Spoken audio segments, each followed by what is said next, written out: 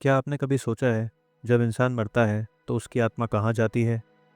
क्या वो स्वर्ग या नरक में पहुंचती है, या फिर वापस किसी और जन्म में लौट आती है? कुछ लोग कहते हैं कि आत्मा अमर है, और कुछ मानते हैं मृत्यु ही सब कुछ का अंत है। आज हम जानेंगे इस रहस्य को धार्मिक मान्यताओं, पुरानी कहानियों और वैज्ञानिक दृष्टिकोण से। हर धर्म ने आत्मा की यात्रा को अलग अलग तरीके से समझाया है। हिंदू शास्त्रों के अनुसार आत्मा न तो जन्म लेती है न मरती है, वह केवल शरीर बदलती है, जैसे इंसान कपड़े बदलता है। भगवत गीता में कहा गया है, न जायते म्रियते वा कदाचि, यानी आत्मा कभी जन्म नहीं लेती और ना ही मरती है। मृत्यु के बाद आत्मा को यमराज के दरबार में ले जाया जाता है। वहाँ आत्मा के कर्मों का लेखा जोखा किया जाता है। यदि अच्छे कर्म किए हैं, आत्मा स्वर्गलोक में जाती है। यदि पाप अधिक है, आत्मा को नरक लोक में भेजा जाता है।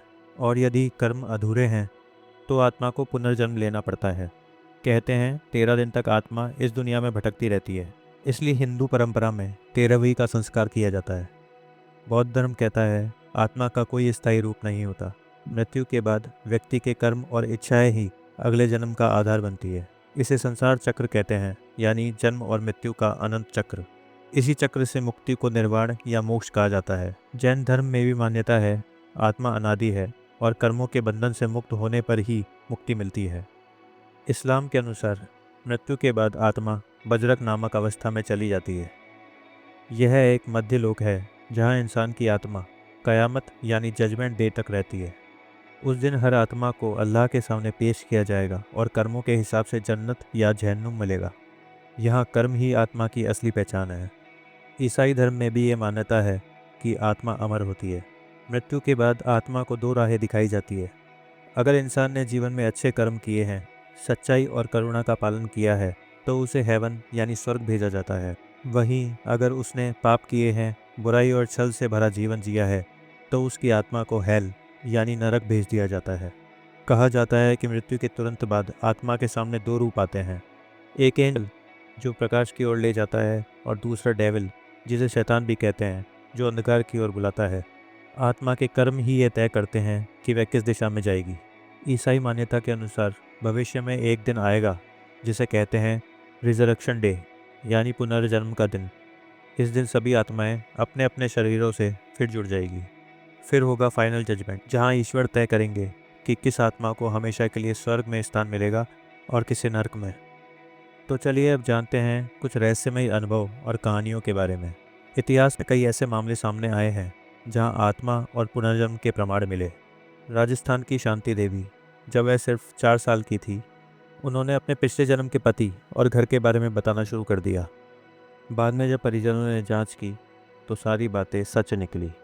भारत में ही एक गांव में एक बच्चा अचानक अजीब बातें करने लगा। वह कहता था उसका नाम श्यामलाल है और वह पास के गांव में रहता था। जब लोग उसे उस गांव ले गए तो उसने सचमुच वहां के घर और लोगों को पहचान लिया। क्या यह पुनर्जन्म का सबूत था?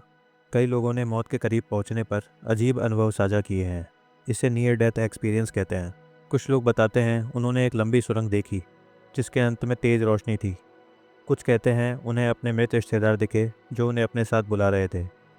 कई लोग ये दावा करते हैं उन्होंने ऊपर से अपने शरीर को लेटे हुए देखा। तो चलिए अब जानते हैं विज्ञान क्या कहता है। विज्ञान आत्मा को शरीर से अलग मानता ही नहीं।